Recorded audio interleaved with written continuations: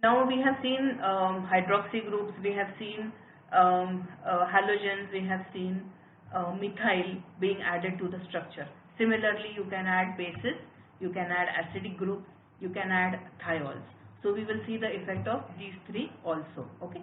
So when you add a basic group into the structure, like for example amines, amidines, guanidines, which are basic groups that you can add into a parent analog or onto a lead molecule, you will decrease the lipophilicity of the drug, you will increase its water solubility, you will help in the salt formation of the drug. We are not taking drugs directly, we are always using its salt form.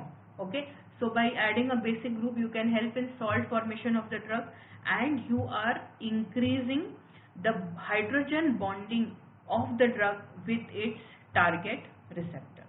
Similarly, when you add a acidic or a carboxylic group, you are again decreasing lipophilicity, you are increasing the water solubility, and you are giving analogs which can easily be eliminated. So if you have a lead molecule or a lead analog which is having metabolic issues, metabolism of the drug is an issue, it is not getting eliminated very easily, adding a carboxylic group or an acidic group will help in the metabolism or elimination of the drug from the system. Okay. At the same time, when you impart a carboxylic acid group onto a particular compound, the complete activity of the compound may change. Here you can refer to the slide where there is an example of phenol, and in phenol we have substituted carboxylic acid group, converts it from phenol to salicylic acid. You know, salicylic acid is an anti-inflammatory agent, whereas phenols are toxic antiseptics which you are mostly using in cleaning of inanimate objects. Okay. Lastly, we can add thiols into the structure if you want metal chelation to happen.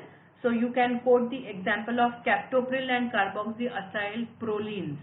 The addition of thiols or the replacement of the carboxylic group with the thiol group in captopril, the replacement of carboxylic acid group with the thiol group gives you captopril, and it improves on the metal chelation property of the particular drug. Okay, so till now what we have seen is, we have seen what is SAR, what is done during SAR, what are the three different targets that are followed during a SAR, and what kind of changes in the lead drug molecule you can make.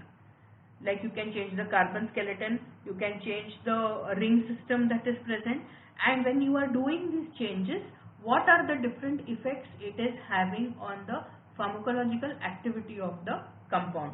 In detail we have seen what could be the different promising substituents on the particular drug to improvise on its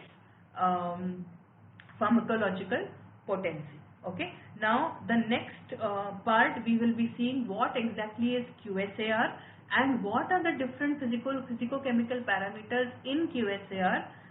We will be seeing them all in detail, followed by combinatorial chemistry. Okay. So in these three videos you can keep pausing, you can note down whatever I am saying, that is actually going to form your notes. The structures of all the examples that I have quoted have been sent to you. They are attached in this mail. I am not sending you any assignment still. We will finish this entire unit, or probably we'll finish QSAR and then I'll send you an assignment on this particular unit. As always, if you have any queries, please feel free to PM me the query if you have any. Okay. Thank you.